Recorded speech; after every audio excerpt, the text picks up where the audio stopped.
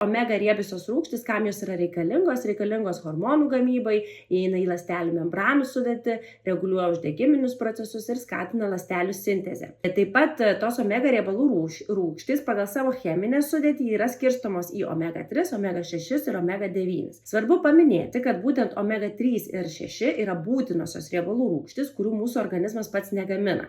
Ir jas labai svarbu yra gauti iš aplinkos, ar ne? Tai yra su maistu ar papildais.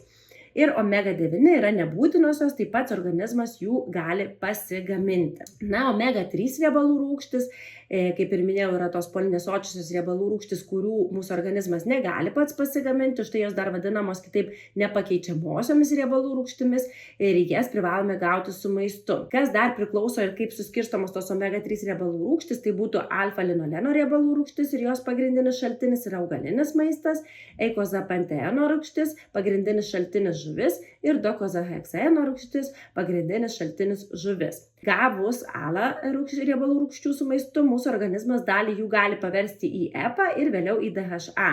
Tačiau taip gaunam tik labai nedidelį kiekį reikalingų EPA ir DHA riebalų rūgščių, todėl žuvis būtų pagrindinis šių riebalų rūgščių šaltinis ir būtų būtinas mūsų pilnavertiai mitybai.